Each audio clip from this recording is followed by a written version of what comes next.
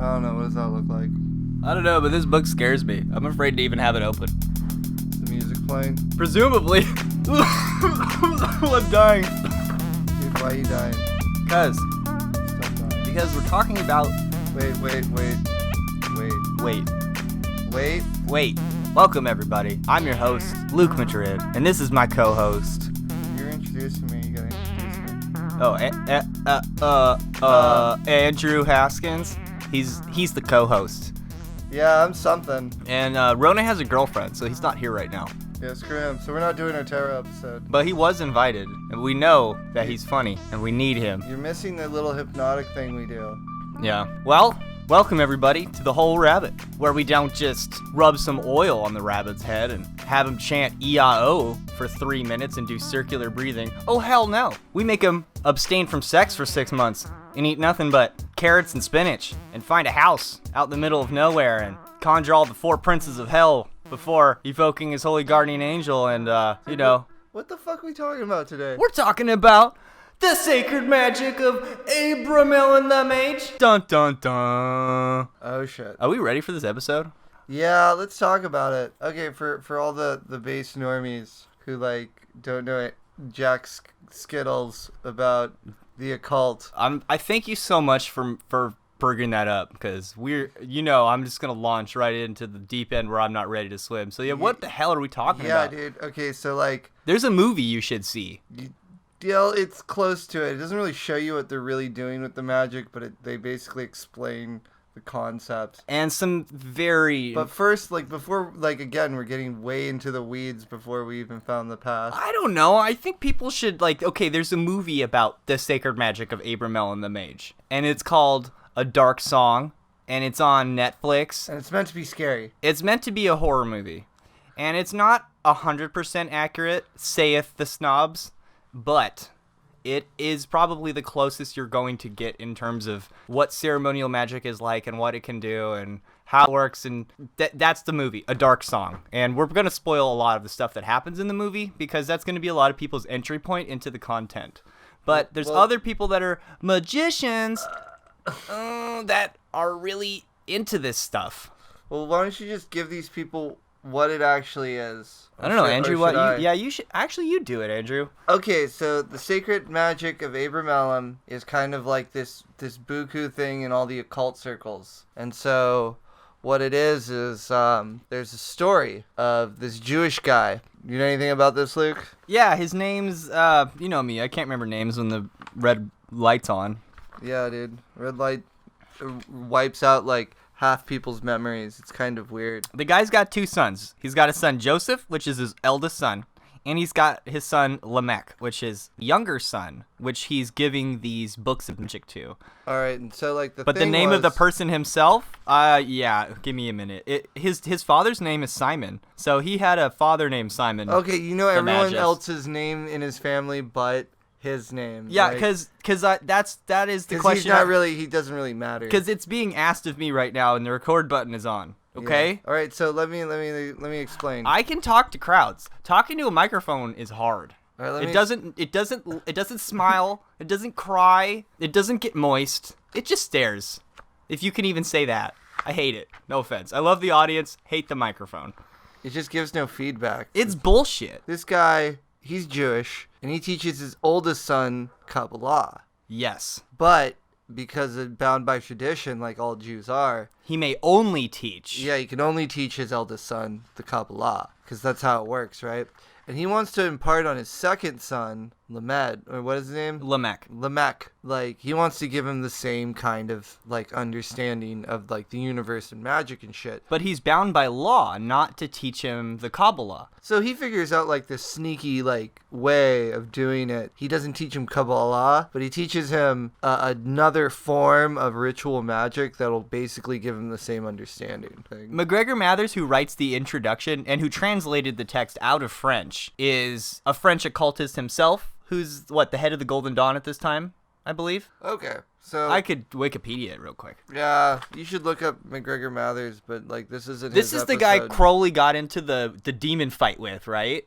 Like, they got into a fight where they conjured dude, demons against each Don't give other. out that episode yet. Don't give out We that can talk about it more in depth. No, fuck that. But, he was, yeah, I'm pretty sure, I don't even have to look it up. He was the Golden Dawn dude. He's like, oh, yes. He did all the White books. Brothers speak to me. Yeah, well, the secret chiefs, or the secret chiefers, or whatever. Yeah. Where were we? Oh, yeah, so we were talking about he was trying to teach his son Kabbalah without teaching him Kabbalah. And, like, the story goes that he's, like, learning magic from some, like, weird hermit out in Egypt that he heard about, had to, like, track down, and he's been, like, going from place to place in the Middle East, like, learning magic. And this is, like, supposed to be, like, some point in the Middle Ages. Well, okay, it's in the 1300s, so what? That's the 12th century, I guess? That's the medieval period. Okay. It's like the end of the medieval period. And his dad dies. Simon dies, and he's 25 years old. And his dad has magic and is a bit of a magician, but it seems like his dad's knowledge was limited, and he didn't have all the answers. Compelled by wanting to have the true answers of magic and the ways of God, he set out on this mission to find the truth. And he runs into this one guy first, and that's who you were talking about, the guy in Egypt. I take great notes. I'm just very bad at looking at them and making sense of them real quick. Well, his name's Abramelin, so, like, why are we being dumb about it? His name's not... No, he doesn't run into Abramelin. He doesn't run into Abramelin first. He runs into him much later in, like, a much more, like, interesting way. This guy first runs into... We'll just call him the rabbi, because that's what he is, supposedly. And he hears about this wise rabbi, and he goes to him, and he learns under him for, like, 10 years, okay? He says he has, like, a mix of Christian magic and Jewish mysticism, and he has, stuff from the Middle East, and he's got a mishmash of all these different things, right? So on the outside, he's like supposedly this rabbinical Jew, but in his inner practice, he has like all this eclectic magic going on. Sort of like it sounded a lot like what you and me are into. Yeah, like just some modern stuff. Yeah, and he says that he studied under this guy for like basically 10 years and wasted all of his time. Basically, the guy was fooling himself, and then it was just a bunch of crap. That's pretty much what he says. Like, half of the Abramelin, especially the introduction in the first book, is just talking crap on other books of magic. It's all like, fuck planetary hours. Like, that's a bunch of bullshit.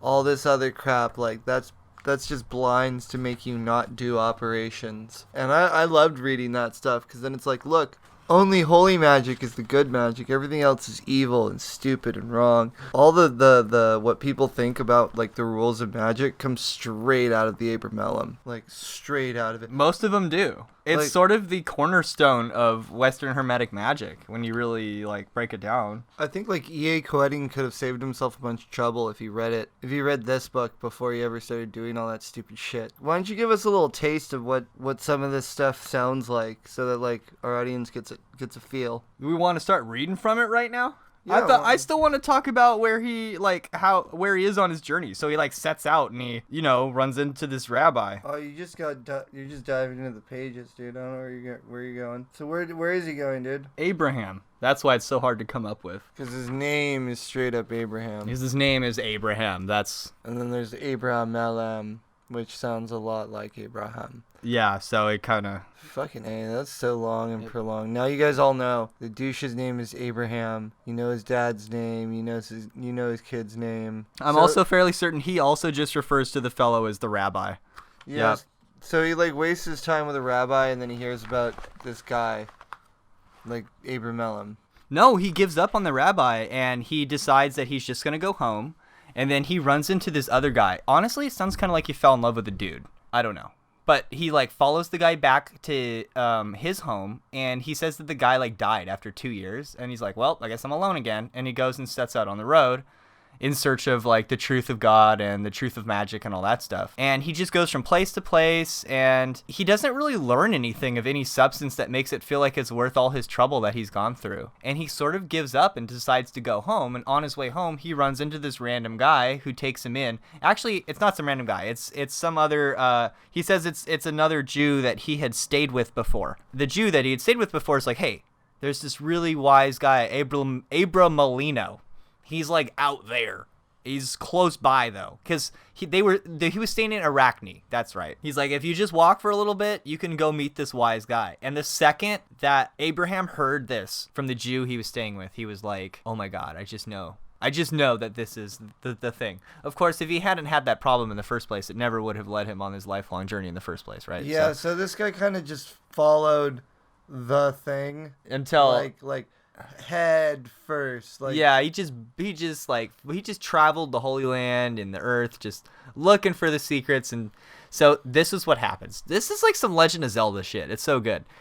He crosses what he says is like fine sands for 3 days. So like what you imagine, like just nothing but sand. That's dunes. The dunes, right? And he says there were no people either for 3 days, just nothing but sand for 3 days. When he finally arrives at like this outcropping of trees on this like barely raised mound, and this old man comes out to like greet him in a classic greeting. And what he said is he felt the welcoming openness of the Lord in his greeting. And so he went inside, and basically Abramelin's like, you need to fear God, bucko. You know, you need to learn the actual ways. If you son of a bitch. You know, going full Jordan Peterson on him, like, clean your room. Well, like, okay, so that's the one thing. It's like, this guy, he like elaborates on the teachings, right? And that's what some of the other like chapters are of the first book. The first book is like, he finally meets the guy and he learns the secrets. And the secrets are like literally, besides like all the weird religious stuff, exactly what Jordan Peterson is selling to people.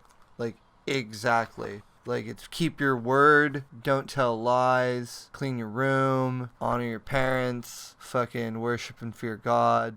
Yeah, like, all that stuff. Like you gotta keep doing that shit. And like, that's the one thing about it. You gotta keep the Sabbath. Yeah, it's like all these things, all these rules, and it's like, it's not that it binds you and it limits you. No, like, it's like lifting weights, almost like lifting spiritual weights. It's like this sort of like empowers you by like subjecting yourself to these limitations. It's really weird because by doing this, I guess like when you actually do the magic, like the demons can't fuck with you. Well, should we talk a little bit about like how that works? Because, okay, in the first book, it says that all of the evil demons are basically bound to do the bidding of the magicians of the light. They don't want to, but if the magician is following the proper laws and protocols, the demons basically have to abide. Yeah, they got no choice. That's the whole thing. They don't have free will. That's their punishment, I guess. You know. Yeah, it's like they can fuck with people until people are able to like follow the rules, and then they're able to like control them. It's like a weird thing. It's like they're able to torment you until you're acting right. I know you were saying that Abraham was trying to teach Lamech, his son, like on the DL. McGregor Mathers is like, nah, he just left out a bunch of stuff as to not confuse him. Like, he basically says that he didn't teach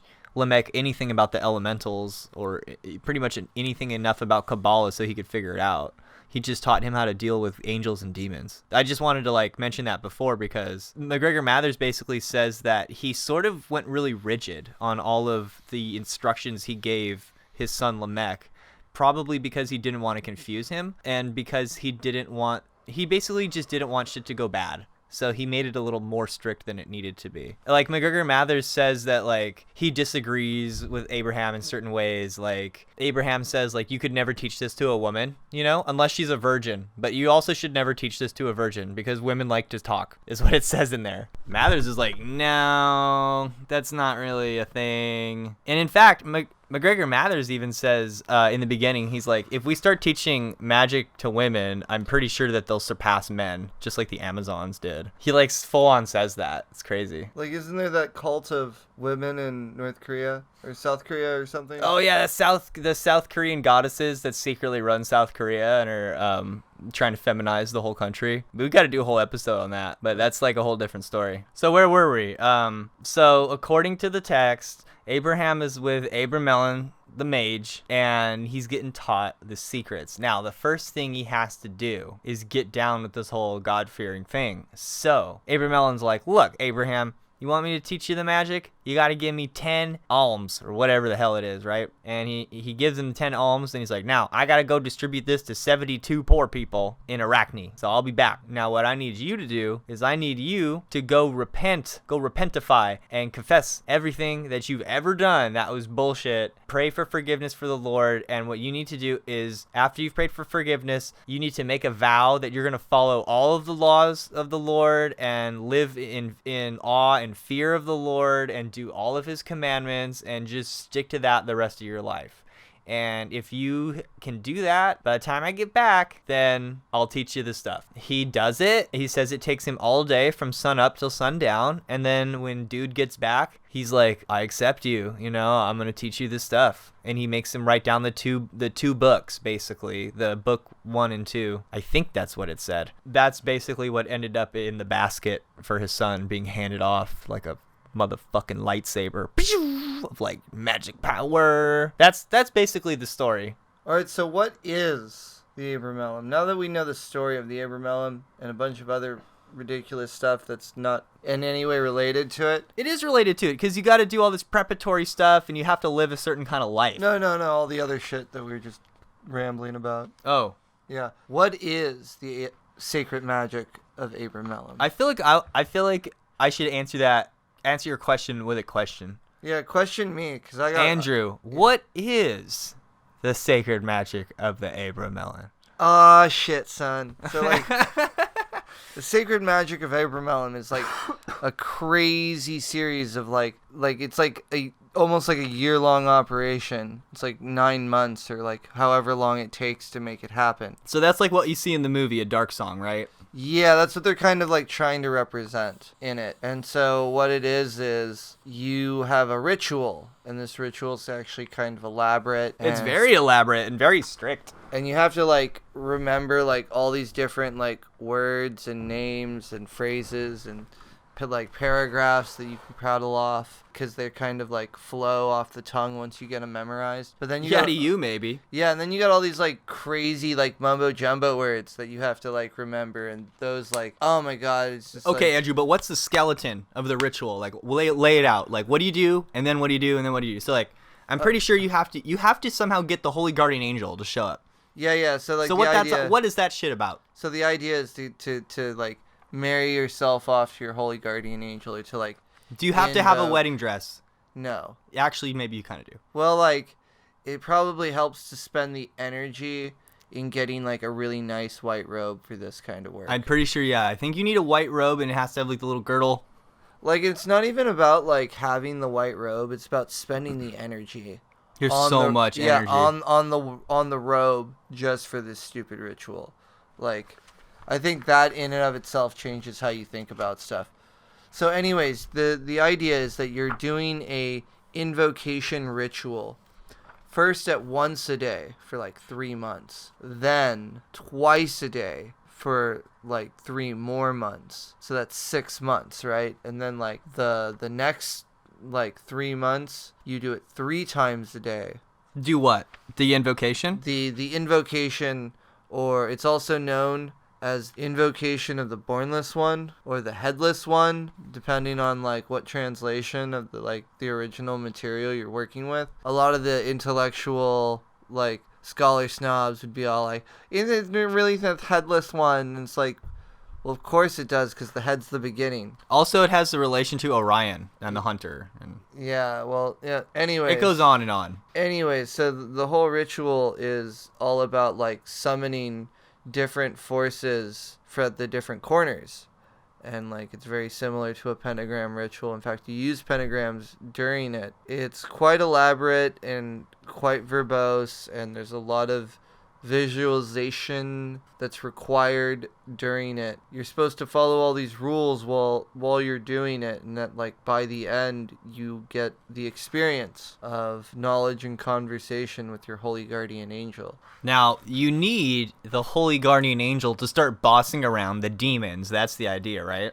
Well, not only are you supposed to do that, but like you're supposed to connect with the holy guardian angel, because it's like your higher self in a sense, that like it knows what's best for you. So once you can start talking to it, then you can start working around with magic and playing around with things. It's like, well, you'll have the intelligence or access to the intelligence that would allow you to be wise enough to play with demons and boss them around. Not only that, but the authority as well. Now, because not only are you supposed to like summon or get in conversation with your holy guardian angel before you ever start bossing demons, once you get a hold of your knowledge and conversation with your holy guardian angel, you have to summon the demons and bind them to your newfound like communion to your higher self. So you're basically putting the 4 princes of hell to work for you and your guardian angel. And all their subordinate spirits. So it's like you spend like all these years or like, well, all these months, like, you know, doing this ritual. And at the very end, it's like, all right, 3 days, you need to frickin' summon every evil, malevolent spirit in the book and have it do your will. Or bind it to your will. And that's the whole point of going through all those months of ritual, so you can basically protect your ass against them and be prepared when they show up and be like certain in what you're doing to tell them what to do when they show up. Yeah, otherwise they'd be like, fuck you, who are you to tell me what to do? I'm a demon, man. You're just some piece of meat. Well, supposedly they have some very good tricks, like if you're... like this is like how we know how demons act is straight up out of the Abramelin text. Is like, okay, what if you're a Jew and you're trying to do these things? I think the common thing a demon is supposed to go like, well, you don't even believe in Jesus, like you don't even believe in the Savior or that you're saved. Yeah, God's rebuked you. Yeah, like, your religion is passé. Who are you to be using these pagan rituals? Yeah, what if you were a pagan? And then if you're a pagan, they'd be like, you don't even believe in this God. Who are you to boss me around? You haven't taken the sacrament. You don't know. You're not a Christian. Your gods are feeble and weak. Yeah. And then like, what if you're an atheist? Oh, they'll just tell you you're insane and that you're just making this all up and you're just talking to yourself and that what are you doing wasting your money and your time working on this? Yeah, so like basically you can imagine like able to like penetrate every little insecurity that you have. And they can penetrate any problem you have. Because, like, deep down, it's you. It's, like, you. And all the forces within you kind of personified. But that's just my idea. But I have to say, like, with my own understanding of how, like, these long, drawn-out, elaborate rituals work, it is intense. Even after, like, just, like, maybe a week of, like, an actual, like, long, drawn-out ritual, it just sputters you out. You feel like, you know, just, you got, like, lightning in your fingertips and fire in your eyes. It just gets weird. Well, this you have to fast and not have sex and do all this stuff before the ritual, leading up to the ritual. Honestly, it sounds really difficult. Yeah, there's like a certain diet you're supposed to do. You're not supposed to like leave your house. You're supposed to have like people take care of all your shit for you. You're not supposed to work while you're doing this stuff. You have to be older than the age of 25, but younger than 50. We already said you have to be a dude because they're sexist back in the day. Yeah, because like that's just a thing back in the day. But anyways, back to the ritual. So like the ritual is like one of the coolest ones because like the whole thing starts is like. So is the evocation of the Bornless One, that's part of the corpus in here? It's not really in the sacred magic of Abramelin, but that's the ritual of the sacred magic of Abramelin. I cannot find it in the book. It's like excluded from the book. I don't think they were using it, right? I don't know, but like that seems to be the one. This is like I had to do so much research to actually like connect them. The ritual of the Bornless One is the ritual used to get a hold of Holy Guardian Angel. Like seriously, they have like all these references to it, but they're not like telling you, yo, this is the ritual, and then this is like what all the magic stuff's about. They like separate them on purpose. I think it's like an obfuscation. Yeah, it has an awful lot about how to talk to the demons, but not a lot about how to get to the angel. Here we go. Here it is. I got it up. All right, so. But, like, even here, like... We just want to read up, like, the first little part and like not get all the way through it. Yeah, so this isn't actually part of the Abramelin at the time. This is something that Crowley took from other grimoire magic, which is, what we get the Headless One from. Still a weird ritual. And then, this is the one from Liber Samek to make contact with the Holy Guardian Angel. So I'm sure this is what Crowley used. He used a formula similar to this when he was doing the Abramelin ritual. But this is what most people and most modern occultists are associating with what you do to do the Abramelin work. I mean, I don't see why not. It, sounds brutal. This is sort of how it goes, right? It's thee I invoke, the bornless one. Thee that create the earth and the heaven. Thee that dost create the night and the day. Thee that dost create the darkness and the light. And then, it goes, crazy-ass words like, thou art, O no Sarfaris, whom no man hath seen at any time. Thou art this crazy word, thou art this other crazy word. Thou hast distinguished between the just and the unjust. And so it's that basically it keeps explaining away all these different opposites, like the male and the female, that does produce the seed and the fruit, that does form men to love another and to hate another. I'm summoning the god who just does everything, does good, does bad, right? So what's the point of this part, Andrew? What's the point? All right, so the whole idea about this, the god you're invoking, because this is supposed to be an evocation of God, because your holy guardian angel is supposed to be your direct channel to God. Your ability to personify God and visualize it, to actually talk to it, is represented or epitomized in this angel. That's the idea. And so this is you summoning God in all of its aspects, with all of its different forms and abilities. God's not just the god of good, God's also the god of evil. God's just good at it. So and then later on, starts off and it's a big you're kind of calling down the force, and then as the rite continues, it moves and it's this is the god, and then it moves into an identification with the god. It's I am he, the bornless spirit, having sight, and the feet strong, and the immortal fire. It's what the fuck does that mean? First, it's I am he, the truth.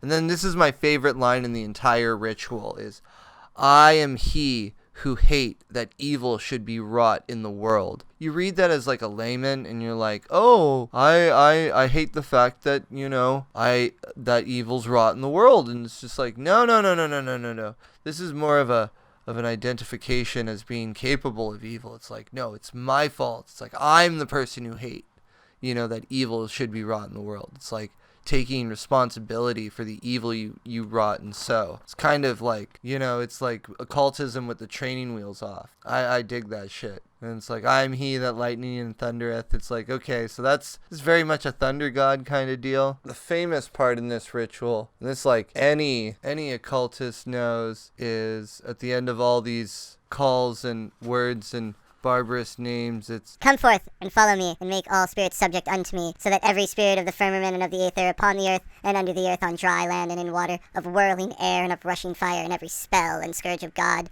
may be obedient unto me. And then it's so saith the words, right? This is the most famous line in most magical, in all of Western magical, everything. Because this is just the dopest line, because you can't even say it without getting tingles. And it's really cool. Now, this is what you're supposed to read or do before you evoke goetic spirits, right? Yeah, you're doing this several times. You're doing that 4 different times, okay. All the different directions. So we don't come off names. Total fucking jackasses here. We're just going to say that this ritual, the Bornless One, and reading it before you evoke the Goetia is based on the formula of the Abramelin. It's crazy. Almost all of Western magic in terms of conjuration and angels and demons is based on this. Okay, so we just went to Esotericon, okay? Right? Which is okay, there's a bunch of esotericists, Poker Onion was there, La Maledicette was there, and, just a whole happy crowd of occultists. And we went there to go listen to La Maledicette talk. And what, half of his lecture was, the first half of his lecture was the misconceptions that occultists have. And, how can you blame occultists for being deceived when it basically says, right in book 1 of Abramelin the Mage, that high magic is working with angels, and low magic is working with demons. No. It's white magic is working with angels, and black magic is working with demons. Right. And then we got a little more sophisticated. Now we're like, high magic is ritual, and then like low magic is outside. And like it just gets ridiculous and like. So nowadays we got the expert. Lamel Duquette's like, dude, just dispense with that. You know what I mean? Like, stop thinking of it in that way. And his greatest thing was, he's talking about invocation, was it's not about calling down a bigger thing. It's not about getting something's ear. It's about being able to like love the concept of like the greatest good, even beyond your imagination, even bigger than you could possibly imagine. Like the ultimate good that you can ultimately fall in love with. And then being ready to like receive that love. And then you're like, then after that, you're all like, okay, now I can summon demons and move them around. So in that context, I guess demons are, well, okay, so what are demons and what are elementals as laid out in the material here? McGregor Mathers. Evil and wicked.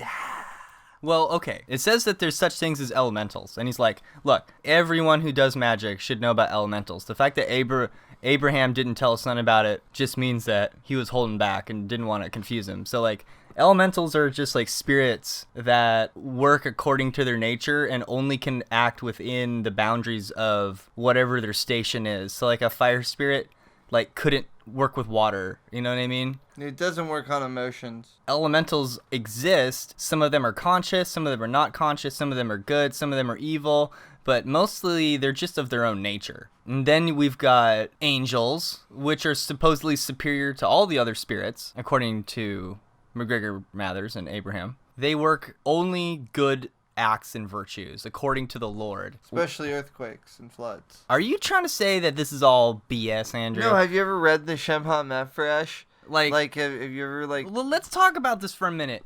I really wanna talk about this, like, because when you're reading these books, like, we're making light of them, but they're a little spooky. Don't they make you think? Don't they make you be like, oh man, I live in an ungodly way? Don't they make you feel like that? Like, who am I to mess around with magic? Living in a modern society, driving cars and trying to make money all day and watching YouTube and, you know, living a modern life. Like, what makes us think, and what makes any of these people think that they can get any sort of juice out of this magic if they don't even like believe, you know, in any of it? That's sort of like, it just seems like everyone's a bunch of fakers.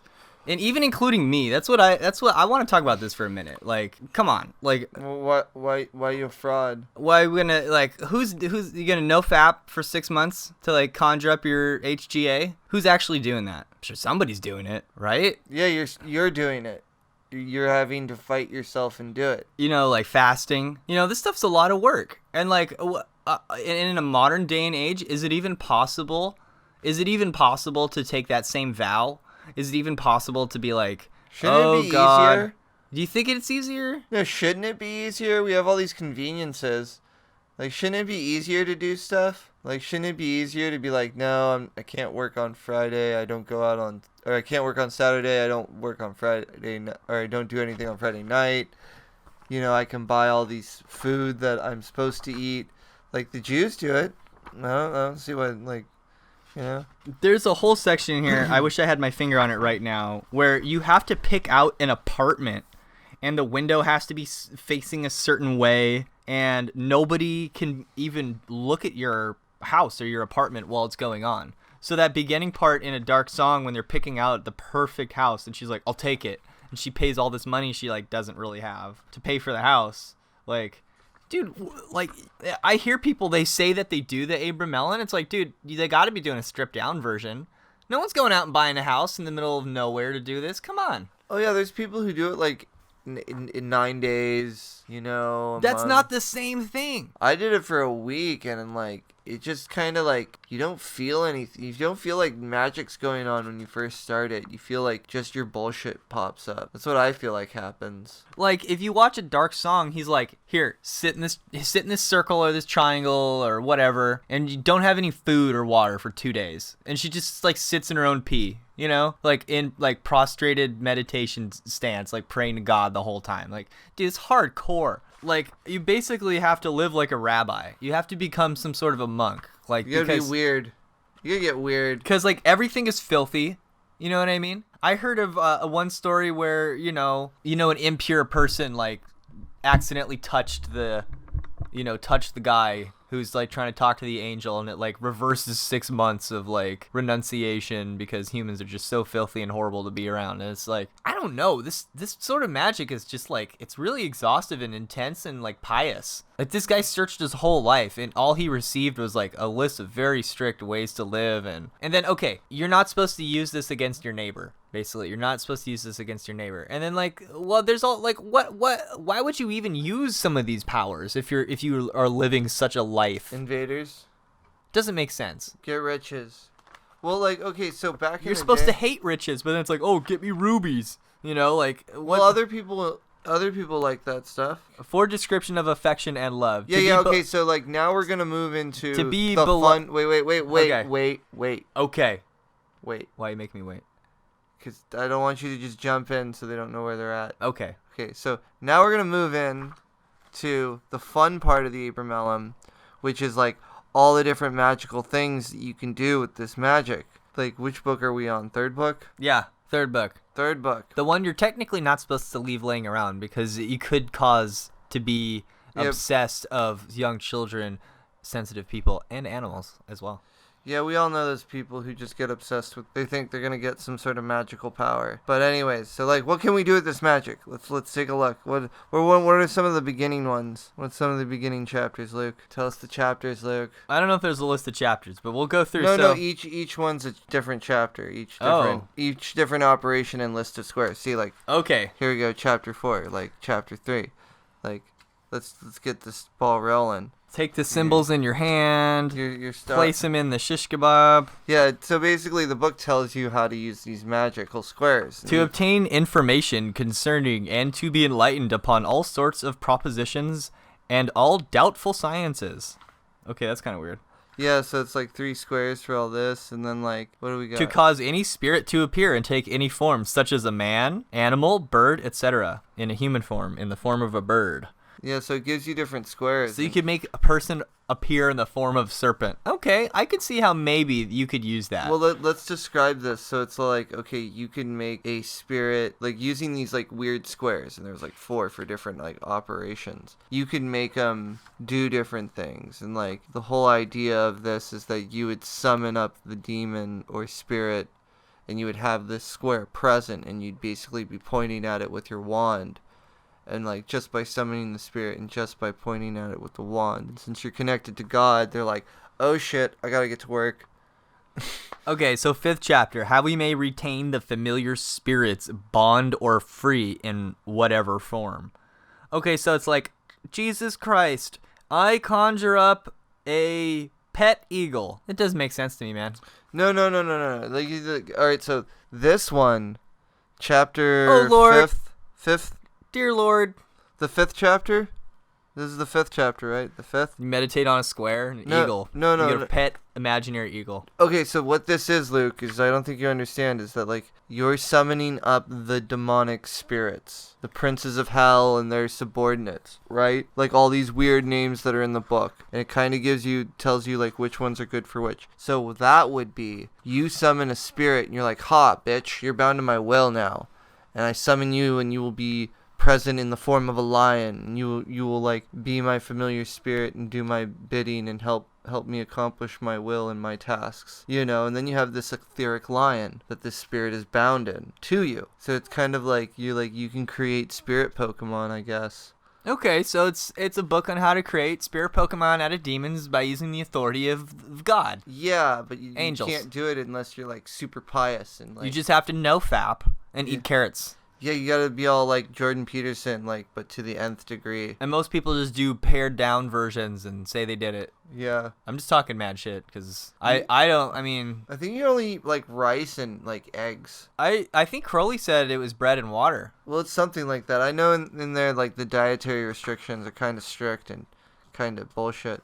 But what else do we got? It says you can fast on the holy days that pertain to your religion specifically. Like, you don't have to, or you can fast. You may you may feast on the feasting days. You may feast on the feasting days. Okay, the feasting days are feastable. And I was talking about that earlier before the podcast. I was like, imagine if you're a Christian and you're like in this house that you bought with all your life savings, and like your wife is at home getting plowed by somebody else, and you're like praying to God all day, and you're like, I'm going to have a Thanksgiving with Jesus and my angels right now, and you're like, this is the first really great, amazing feast you've had. I'm just like, nom nom nom, Jesus. I'm doing the Jesus angel ritual. I love Jesus. I don't know, man. Sounds like that'd be a real headspace. You know, sun's going down. Yeah, dude. I don't know. Like, it's easy to imagine. we're gonna do the 8th chapter. We're talking about summoning tempests. So it tells See, you how why to are you gonna summon tempests? stop the Spanish, dude. Okay, that's fine. Yeah. All right. I'm just trying to.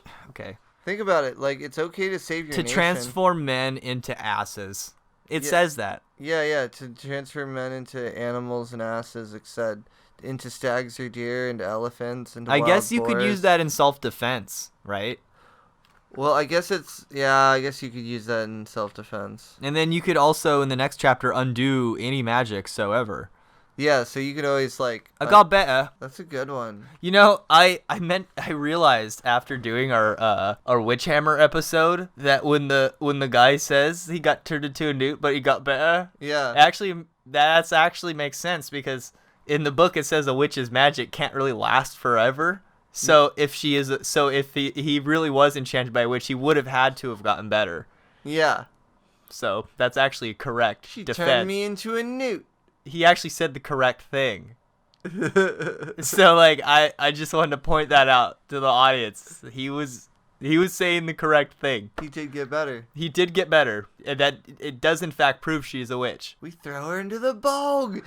So that is like hardly even satire. It's just that made me laugh. Like, that's some clever ass writing. Like they must have known their shit. Oh, they're some of them are history lore experts. Like they're pretty amazing, that whole group. Like, that must have popped up, right? That actually happened. They're Somebody all- got turned into a newt and claimed to gotten better. I'm better. You know. But they better have. Well, you know, I'll be honest. A lot of What do we got here? 12th chapter. What are we working with? most of this stuff really isn't that nefarious. You know, except turning men into asses and summoning storms. Knowing the secrets of any person, So that sounds pretty yeah, nefarious. knowing the secrets of any person, that sounds pretty weird. So, like, you could technically, if you really wanted to screw someone over this match, you'd be like, I know your secrets, and I'm turning you into a donkey, and I'm sending you into a thunderstorm. Maybe it's good for taking out powerful people who are corrupt. Okay. So, Don't try this on your boss. So if Lana Del Rey had done the Abramelin correctly, she could have technically turned Trump into a little flower or a lion No. or You're not getting it at all. a stone pigeon. You're not getting it at all. You just get this. I'm getting it, Andrew. I know the magic now. No, I've read the Abramelin. No. See, Trump did the Abramelin. That's why he's president. He did it right. Oh, like Trump could fast. Like- Man's never fasted in his life. No, he just takes freaking speed pills or something. I don't know. He don't take no speed pills. How do you He eats think- donuts. No, yeah, that's just he just eats. He don't do donuts. drugs. At least that's what he claims. How could he live through the 80s and not do cocaine? That's ridiculous. That's ridiculous. I can't. No, he said he doesn't do cocaine. Doesn't mean he Whatever. doesn't do ketamine. He boofs it. That's what he does. No, he ketamines, dude. I shouldn't be talking about the president this way. This is irreverent. That'd be funny. All right, here we What- go. what Here do we you go. Okay. For the spirits to bring us anything we may wish to eat or drink, even all kinds of food that we can imagine. Meat, wine, fish, cheese, bread. That is apparently all the things they could imagine back in the 12th century. No. But the best one is wine of all kinds. Yeah, it does say wine of all kinds. It doesn't say fish of all kinds. No, it doesn't even say bread of all kinds. This is to bring them bread, fish, cheese. You just get the same Like moldy we want bread. different kinds of wines. Like But that's you got, the difference. Yeah, you got all these wines. No, but think about it. That's a good layout. You got meat, you got bread, you got wine, you got Now- cheese. It's a pretty fucking good setup right there. You've dude. got 20 different types of money they can Oh give yeah, you, though. yeah. That's the- legit. Yeah, like they really thought of all the different kinds of money, like gold money, great treasure, small treasure, Jewels. It's like straight up like Rubies. No, it's like straight up like a D&D. Like, oh, we're gonna roll to see what you got. Okay, you got a couple of jewels. Like according to the page, it says you're gonna use this square to determine what you get. Let me roll again. And just looking at some of these magic squares, there's like It's the most there's like some of these dukes of hell I'd noticed. Like, okay, so I know he sounded kind of dumb there, being like, I can't put my finger on exactly where you summon the angel, but you flip through these books, it's just hella demon names, man. Like, that's mainly what I'm seeing in these books. I ain't seen a lot of like It's almost like assumed you know how to get a hold of your angel. Like, you couldn't find the material if it weren't for your angel, or... Well... You shouldn't be looking at it unless you got a hold of your angel. Okay, so you can't do the ritual if you have leprosy, right? But... To heal leprosy. You can heal leprosy using this magic, eh? Okay, so here it is. 19th chapter has to do with affecting love of some special king, of a great man, to be beloved of a woman, to make oneself beloved by infidels. For adulteries in general is the last one. So the last one is like, if you want to get your adultery on, this is what you do. You do magic. Yeah, you just okay, you gotta so do some magic. So straight up, 19... The 19th chapter has some felonious stuff in it. I don't even know if that's a word, but I think it has to do with doodling things you're not supposed to with your diddly dot on somebody else's wife, which is sort of like, just because John Dee did it doesn't mean. Isn't this before John Dee? Supposedly in the timeline, if we're gonna follow the rules based on its own little mythos. I'm just a lowly American. I don't know when the fuck anything happened in history. So this happened in like the 1320s. John Dee is like later, yeah, huh? Yeah. So you think this is what he used to conjure up the tempest? Maybe, I don't know. You're supposed to say, yeah, all lustily with your fucking mustache. Nah. There's just hella demons in here, man. Yeah, dude. Look at just demons every single page. I don't see nothing about conjuring no angels. Yeah, because they don't tell you how to conjure the angel. They just tell you you're gonna fuck up if you don't conjure the angel before you conjure all the demons. They're like, here's all the demons. Here you go. It's kind of fun. The fact that they just like tell you like, here are all the demons and here are their hierarchies and here's how you summon the demons and here's how you make them do the operations. But then they're like, angels, yeah, I'm not telling you. You have to figure that shit out. I wanted to read a little more from the text because that's something we do on this show that you don't see a lot in other shows. And it's getting near the end, so only the people that give a shit are still listening, and I wish I'd done this earlier so we could just slap them in the face with some Abramelin. But here we go. I just found a list here. This is kind of fun. How the operations should be performed. This is the 20th chapter of Book 2. Take heed before all things to perform no magical operations soever or invocations of the spirits on the Sabbath day during the whole period of your life. Don't fucking do it. Seeing that the day is consecrated unto God, and is the day on which you should repose and sanctify yourself, and you should solemnize it by prayers. Okay? That's the first thing. So don't do it on a Saturday. You better Solomonic magic that motherfucker by solemnizing it. It's not a Sunday, it's a Saturday. Because we're Hebrewing out over here, bro. Well, yeah, if anyone thinks it's a Sunday is the Sabbath, well, you don't know what the fuck the Sabbath means. You don't know your Hebrew. You don't know when God created the world. You don't know nothing about nothing. We're all talking mad shit, all confused by angels over here. Yeah. Keep yourself as you would from the eternal fire, from manifesting unto any living being that which your guardian angel shall have confided unto you, excepting unto him who hath given unto you the operation, unto whom you have, as it were, a great obligation than unto your own father. Yeah, so he's saying don't do bad stuff. Now, in a dark song, she's not doing it to get in contact with God. Let's put it that way. She's doing it to get back. So as far as lieth in your power, take heed in no way to make use of this art against your neighbor, except for a just vengeance. Although I counsel you even in this particular to imitate God, who pardoneth even yourself, and there is not in the world a more meritorious action than to pardon. So he's saying, don't even. Okay, so it's kind of... So 4, in the case of your angel dissuading you from some operation and forbidding you to do the same, keep well from becoming obstinate therein, for you would, in such case, ever repent it. So if your angel says don't do it, don't do it. Fly any kinds of evil science, magic, and enchantments, because they be diabolical inventions. Also put no trust in books which teach them, though in appearance they may seem reliable to you. These can be nets, which the perfidious Belial stretcheth out to take you. 6. In conversing with spirits, good or evil, never employ words which you do not understand, because even so will you have shame and hurt. Wow. 7. You shall never demand of your guardian angel any symbol wherewith to operate for an evil end, seeing that you would grieve him. You will find only too many persons who will beseech you to do thus. See that you do not. Accustom yourself as much as possible to purify of body and cleanliness of raiment. seeing that it is very necessary for the spirits, both good and evil alike, love purity. Wow. See, that's a gem right there. Yeah, because, like, So if you're evil all spirits don't fuck with good people. Like, real good people. Like, the good people who are really good.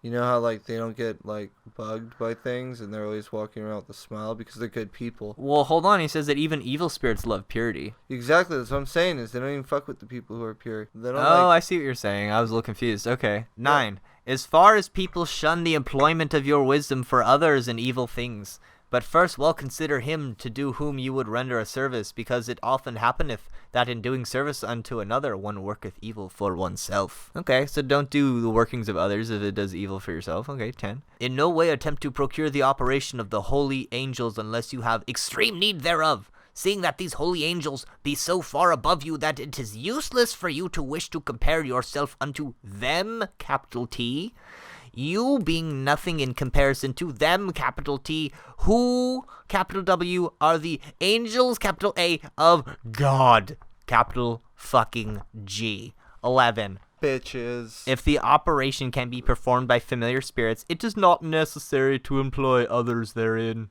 So don't pull out the big guns for little shit. It's kind of fun. Are we going to read this the whole way? I think I could just do that. Sounds fun. Yeah, Are you guys enjoying this? I mean, you can just turn off the podcast if you don't. We just skip ahead. Just I see a funny word, I'll just jump on it real quick.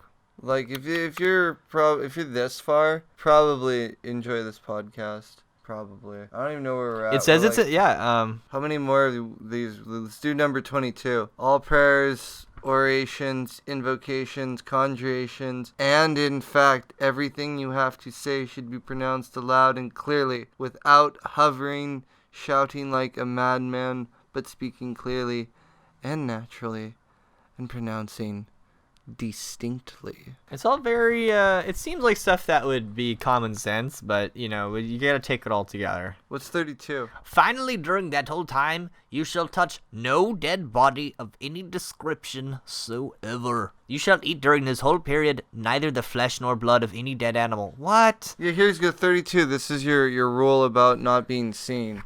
Like, having your house not being seen by anybody. You should perform this operation in a town. You should take a house which is not overlooked by anyone, seeing that this present day curiosity is so strong that you ought to be upon your guard, and there ought to be a garden wherein you can take exercise. Okay, that sounds kind of contrary to what it said earlier. It's like you can't even do that. Yeah, don't even do that. Maybe there's blinders in it. And you're not supposed to give this ritual to anyone who's an atheist or a blasphemer. So, yeah, we're going to hell for this episode, Andrew. Fuck.